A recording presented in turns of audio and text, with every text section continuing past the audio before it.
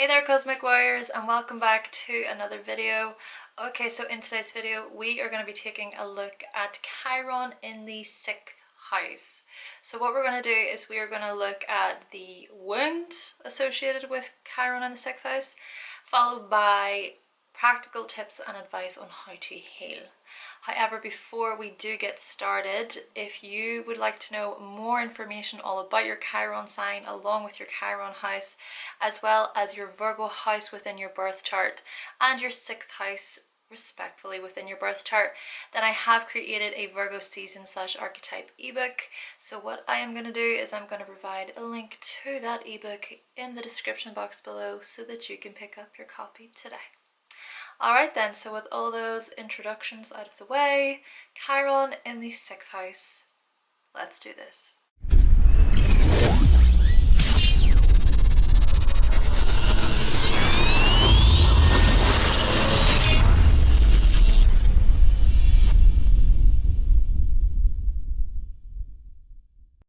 So what I am coming to notice with Chiron in the 6th house is that this wound is strongly associated with your schedule. So with how you manage your time effectively. And with that in mind, perhaps there has been a situation throughout your life where the time schedule or just the system that was in place growing up for you, that was misconstrued, or maybe it was used in a really harsh way or in a really critical way. Maybe you grew up with this thought that things had to be perfectly aligned, and if you didn't reach a certain time limit, or if you didn't perform a certain amount of duties within a certain time limit, then it's almost like shame was placed upon you, or you felt like shame would be placed upon you. Then you would be seen as lazy or incompetent or inconsistent. Maybe you were seen as not overly productive. Just basically there could have been a wound associated with your own ability to perform to certain standards. So that could be within time, that could be within your own schedules, but this could even be within the workplace. So of course, when it comes to work, when it comes to the job force, so that job that you go into, well, time is necessary. You know, if you are late, for example, to your job, then you better believe that the manager or the boss is going to pull you to the side and say, hey, why are you late? Why did you not clock in? Or if, say for example, you were assigned about 1 hour for your lunch break, or even just 30 minutes for your lunch break, but then you were 2 minutes over or 5 minutes over, maybe your boss or your manager picked up on that little detail, and again they pull you to the side and say, hey, what's going on? Why were you taking more time than was necessary for your break? Now, this could have been done by a boss or manager in a really horrible way, or in a way that just made you feel like, what is this person's problem?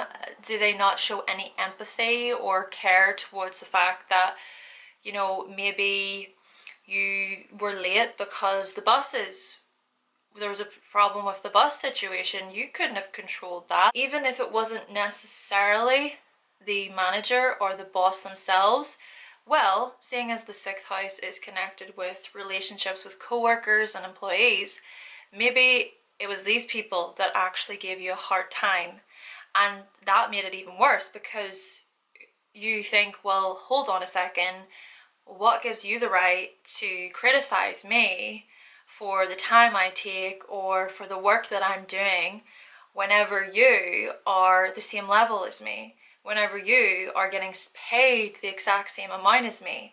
This could even be a situation where there were co-workers or employees who would almost try to humiliate you. It felt like they were humiliating towards you, or they kind of isolated you or called you out in front of other co-workers and employees, but yet that uncomfortable feeling was something that you maybe kept to yourself and you didn't go to the boss or manager because you had this fear that, well, if I go to the boss or manager about this coworker, then I'm still gonna have to deal with that, you know? Maybe there'll be rumors about me spread around the office, or maybe this coworker will not help me whenever I need help. What if that happens? And you might overthink a lot, but even when it comes to work, okay, in terms of productivity and feeling like you should be really productive and really put your best self forward into your work and perform really well,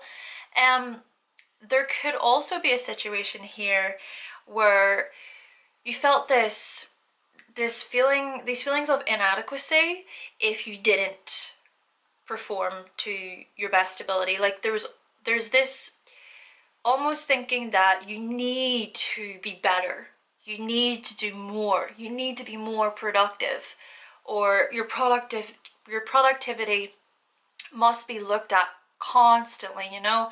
The thing about Chiron is that Chiron can signify this need to fix things, this constantly fixing things. But then Virgo archetype, this is why I associate Chiron with Virgo to an extent, and why I've connected them in the Virgo book. Virgo is also about fixing and perfecting. So if you have this sort of combination, Virgo being the ruler of the sixth house, then this can suggest this constantly on overdrive, thinking that you have to fix what you're doing, fix how you're performing. There's always something else that you gotta attend to, where you do not really take time to reflect on what you've already done so far. So instead of seeing the good in what you've made, or seeing the good in your own productivity levels within your job, instead what you do is you just look at all the bad stuff. You just look at all the things that you should have done. You know, this could be a situation where you do a working day, like you perform amazingly even within your job, but then you go home and you reflect on your day and you're like, oh my gosh, I forgot to send that email. Oh my gosh, how did I not do that? Why did I not see that? Oh, but Healy said this to me in the workplace. What did she mean by that? So there's this ruminating, or going into your mind and analyzing everything so much to the point where it's restless, and you then have this mentality of, I should have done something better. Even when it comes to just your chores that you do within the home. So we're taking this away from the workspace and we're going into your home space, and we're looking at your productivity levels there. So not only is there this inherent need or thinking that you always have to be productive, but within the workspace, but that also can be seen or shown within your home life, you know? So your chores that you perform, for example, looking at your laundry, looking at your ironing, looking at the dishes, looking at how you clean, all these types of things that you may actually see as just really hard, really difficult, and you almost want to be able to feel like you are being productive when it comes to these things. But if at any moment you wake up in the morning and you just feel like, oh, I can't be bothered, you place the shame on you. Or maybe that's something that's happened to you before. You know, for example, you could have been growing up during your adolescence. And the reason why I say adolescence is because, of course, whenever you're a baby, whenever you're just a toddler, you're not really going to get asked to do the dishes, right? Well, in some situations you might, you know, you have certain family backgrounds that is involved, but most likely you're not going to get asked from a really, really young age to do those types of things. It's going to be usually the parents and older people that do the chores.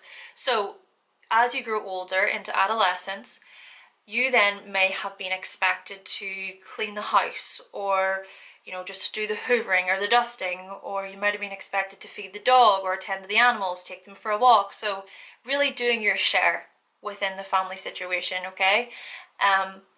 But if these things were used in a way that was quite critical, used in a way that was really hard on you, where you felt that it was more so than it turned more into this obligation and this duty rather than just, okay, these are things that need to be done and we're all just coming together and it's just life. You know, it's just life. Instead, your perception of it is, look, it's hard. It's just really freaking hard. You might view these things as, if I don't do these things, I am gonna be rejected.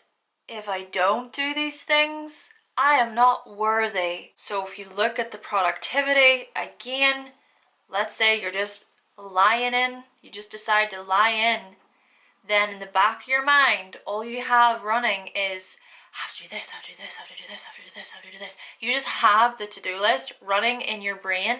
Anytime you just want to relax, you're so aware of all the things that you have to do, and so it creates guilt. It creates shame. It creates like this feeling of lack, that because you're not doing those things and you're just literally relaxing, that there's something wrong. There is something inherently wrong. Also, if we were to look at this house in association with the body in terms of health, okay? Sixth house connected with health, fitness, nutrition, our diet, all these things. And of course, those things impact the body. So when it comes to your body, again, you may think that there is something that needs to be fixed about your body. You may be quite obsessive about the things that you eat. So possibly you may have an eating disorder, you may have had bulimia, you may have had anorexia, you may have binged also. You know, binging is also a possibility in terms of eating disorders. But of course, the thing to keep in mind with eating disorders is that it's very mental, okay? So not only is there something about your mind that thinks that there's something wrong with you, but the body comes into play where you're almost taking it all out on your body. You're shaming your body. You're trying to change and mold and morph your body into this idealized, perfect picture of what it should look like, but yet you never achieve it. You never get to a point where you're like, okay, I'm really satisfied. There's always something else that needs to be fixed. So if we were also look at this in terms of fitness, you may be a compulsive or obsessive, rather, an obsessive fitness person who's just constantly like using fitness not as a way for your health, or, well, you may think it's for your health, right?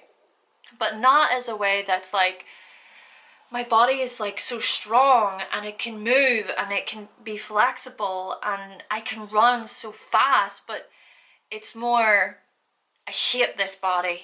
I need to do fitness. I have to go out for a run. I have to go to the gym. I have to make sure I'm doing my workouts because my body needs to be better. It needs to be more of what I see it as in my brain. And, you know, you can use fitness then as punishment. You can use food as punishment. What can come with these things are many health implications for you. You may find yourself being in the doctors. You may find yourself getting diagnosed with all sorts of things. You might even take on a certain diet that is so deficient in so many things. You may also have a certain eating disorder, but then turn towards a certain diet to cover up that eating disorder because you're in self-denial, and you may not even see it. And furthering on from this point, well, let's say, for example, you start to get certain symptoms on your face, so above the surface on your skin. You may not see that the symptoms you're getting on your face or your skin is connected with what you're eating, is connected with your diet. You may just see these things as, oh, it's the lotions that I put on my face. Oh, it's because I'm not getting enough sunlight. Or, oh, it's just because I feel stressed, you know. Of course, stress and not getting sunlight can bring these things as well. But the point I'm trying to get to is that you may not see these conditions in association with your diet because the diet is just so strict, right? The diet is seen as, no, but these are the rules. These are the things that I got to do within my diet. I cannot go outside of these guidelines. This could also be problems with your digestive tract. You know, you may get really like bloating really badly. You may have trouble sleeping because of anxiety. You may even experience obsessive compulsive disorder. I'm just really trying to get into all of these potential health implications that can come with Chiron in the 6th house here. Another thing to mention here when it comes to the 6th house are pets and small animals. So these things fall under this house within astrology. So if you have Chiron in the 6th house, there could have been a situation where you may have lost your pet to death. So yeah, maybe they died whenever you were younger and that hurt you deeply. Another situation could be that you would much rather prefer to adopt pets because you see it as you're giving them a home, you know, so this could be you adopting a wounded pet, a pet that's maybe been hurt before by previous owners, so you then take that pet in. Or, you know, there is a possibility here where you experienced rejection towards animals overall or towards your pets. In terms of hygiene here as well, there is a possibility that you may have this thought that you're just really dirty. You know, maybe you've been told before that you're not the most cleanest person, or that you smell, or that you've got really bad body odor, or that the way you look after yourself, you know, the way you groom yourself, basically, like your hair is really messy and it's not very prim or proper. Or maybe you've been told that the way you do your nails is just really rugged, and yeah, being rejected, I suppose, for how you attend to your own hygiene and how you really clean yourself up. And you know, you may look out at the world and kind of see how other people do their nails or do their hair, and it's just also like together and neat and tidy, and you may feel insecure about that, because you may think to yourself, well, I'm never going to be able to achieve that, you know, especially, for example, if you're the type of person that you bite your nails a lot. So you're never going to be able to like have, you know, nails that are straightforward or clean in that regard if you're always biting them. But biting them could be out of anxiety or stress levels, you know. Also, you may compare your body to other bodies. You may feel quite insecure over other people's fitness levels, over their productivity levels. You may have this mindset that, oh, it's not about how productive you are, you know, there's so many other things in life rather than just your productivity. There's so many other things in life than just your fitness and food and health. But yet that's kind of to cover up this own insecurity within yourself. Or this could even be on the other side of this, where actually other people have more so compared themselves against you before in terms of fitness and hygiene and food and such, you know. So you could have grown up with some friends who had eating disorders themselves, and maybe that influenced you a lot. Maybe you grew up around people who were really into their fitness, also influenced you a lot. So you could have associated with these people, and because of their own insecurities around these things, they also impacted you, and then it made you feel a wee bit insecure and a wee bit more questionable towards, oh wow, maybe I should just eat 2 carrots a day as well. And the last thing that I want to mention when it comes to Chiron in the 6th house is connected with daily routine. So you know how there are plenty of YouTube videos that talk about morning daily routines or evening daily routines or just daily routines in general. If you have Chiron in the 6th house, you may look at these videos and think to yourself, how unrealistic. You may think to yourself that they are not attainable at all, even though they're seen as aesthetically pleasing and so put together and prim and proper. It makes it seem like these people have it all figured out. But you may have this attitude that says, well, nobody has it all figured out. Because you reflect on yourself and you're like, why do I find it so difficult to even have my hair sitting a certain way that I want, whereas these people just seem to fly through it with such perfection. But then you can almost criticize that and see through that and pick it all apart because you already pick yourself apart, you know. You may even look at what they're doing in terms of their productivity levels and how they're organizing themselves. You know, you've got a lot of videos on YouTube that's about their cleaning routines, and it's about their makeup collection and how they organize their wardrobe and things like that. You may look at those things and then reflect to yourself and say, how are they doing all this? Whenever I just see getting a shower as such an achievement. Why does this not line up here? Okay, so now we have discussed the wound itself, let's get into some practical tips and advice on how to heal. So following on from the very last section, the last point that I made in terms of daily routine, well, if you have Chiron on the 6th house, what you can maybe do is you could give advice to people that is much more realistic and is much more attainable and more practical overall.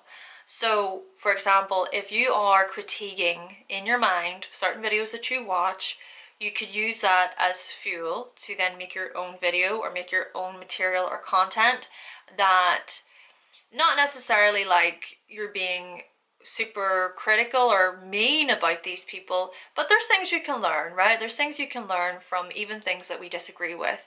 So there's a difference, I suppose, between criticizing something and literally just critiquing it and using that critiquing as a source of knowledge or a source of information that can help other people, right? You can then help other people by expressing ideas that are more practical towards the average sort of person who probably just rushes in the morning, doesn't really have a lot of time in the morning.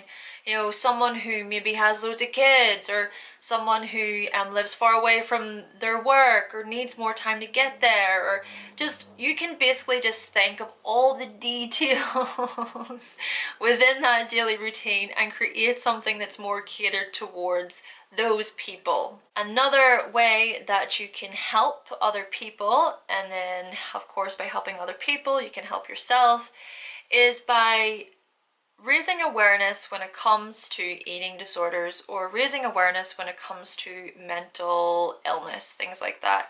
So for example, you could volunteer, you know, you could volunteer with a certain organization or a group that deals with these types of things, or you could reach out to a friend who is maybe going through something themselves, or you could post something about a blog on social media, on your website, or you could make YouTube videos about it, or you could even work within that particular industry, you know, where you are helping people who are going through eating disorders or have mental illness, or you could just really raise awareness when it comes to mental health overall. So yeah, looking at health in terms of helping in whatever little way that you can. You know, you don't necessarily have to go on to be a nutritionist or be a dietitian. Of course you could. You could do those things. You could go and study these things and really like make money from doing it. And you also don't need to go on to be a doctor or a nurse, which again, you could do those things. But what I'm trying to get to is that for you, not even necessarily having to work within these areas, you can do it in the smallest ways that you know how, in the way that you feel like you can reach a certain audience. Another way that you can maybe help other people is by expressing the importance of self-care. So looking at, for example, this tendency of you feeling this wound associated with your own productivity levels. So what you can do is you can turn to other people and just remind them of the importance of taking time away from their productive day to care to themselves, you know? So making sure that they switch off their computers at a certain time, making sure that they make time for breaks within work, or they make time to have a little treat every now and then, or that they make sure that they get out for a walk to clear their head.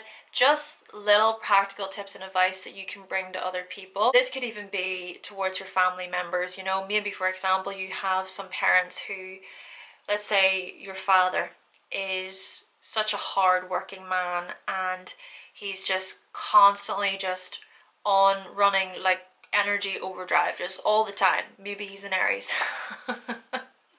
I'm joking. I'm joking. You, you could turn to your father and just maybe make little suggestions or plan something with your father that is more catered towards relaxing or doing something that cares for his overall well-being, you know. So looking at his health, for example, you could suggest to him, hey dad, you know, maybe whenever you're done with your work or after 10 minutes we can take the dog for a walk, or hey dad, how about we have a movie night at the weekend, you know, just me and you, or me, mum and you, something like that, or the whole family get together. Another thing to mention then is, well, connected again with pets and small animals. Now, I did previously mention about adopting pets is probably more your type of thing, but even if it's not and you have Chiron on the 6th house, well, you could adopt a pet, or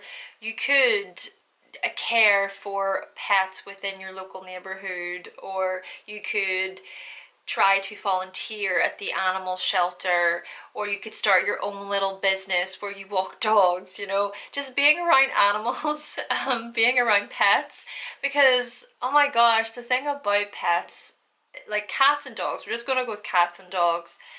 Dogs, for example, the excitement that they show their owners or other people, well, of course, you can get dogs that can be quite snappy and a bit bitey, you know.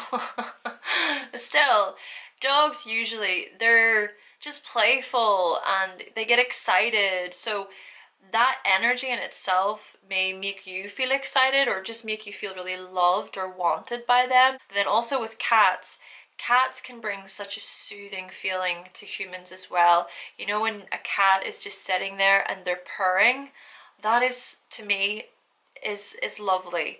And I even noticed with the cats that I had in my family home, I remember whenever I was sad, anytime, my cats would come and sleep by me. Though I do also understand that cats can be their own people, you know, they can be quite scrabby and they can give this I do not care attitude. I will come to you when I want, thank you very much. I think both of them can be really receptive towards humans' emotions. So if you have Chiron on the 6th house, maybe by getting a pet, they can certainly help you with your own emotions. Another way I think here when it comes to this placement is, well, looking at, like I said, there's a fine line between critiquing something and criticizing something. So if we were to look at how you can be quite critical towards yourself and towards other people, well, a good way could be to turn that into more of a constructive thing, or turn it more into a helpful, so using it as a helpful tool. So for example, let's say that you notice someone in work is experiencing some errors on their computer. Instead of going over and acting like this teacher or acting like this Mr. or Mrs. Know-it-all, like, what are you doing? You know, I can't believe you messed that up. Why did you not see that? Ah, you know, and getting stressed about it. But to more go over and really lean a helping hand and not only help that person fix the situation if you know how to fix it, but to show them how to do it for next time as well, and show them it in a way that's just humble and just more calm. And this is the thing when it comes to this placement, because I think it's really about leading by example. Because sure, yeah, maybe co-workers were cruel towards you or hurtful towards you within the workplace, but leading by example would be to not do that to different co-workers. Another thing would be to, if you are experiencing bullying from co-workers, you have to stand up for yourself. You have to let somebody know. Also, do not be afraid to take that to the authorities, to take it to people who are in charge. You have to know your rights as an employee. Do not let people walk over you either. You know, for example, if you're told, or you're asked rather, I need you to do this within the hour. You have every right to turn to that person and question or say, actually, you know what? I have this, this, this, and this that I have to do by this time. You'll need to wait till tomorrow. Because you may let all these things pile up and get really stressed out over the workload. Even taking this away into the chores at home. People coming at you and saying, no, but you need to do this at home, or you need to do the laundry, you need to do the dishes. And you have to just take a step back for a moment. Instead of thinking that you need to attend to those things right away, or you have to please those people, just to reflect and think about your own energy levels and your own health and well-being. Okay then, Cosmic Warriors, so that concludes my video on Chiron in the 6th house. What we did is we looked at the wound, and then we looked at some practical tips and advice on how to heal.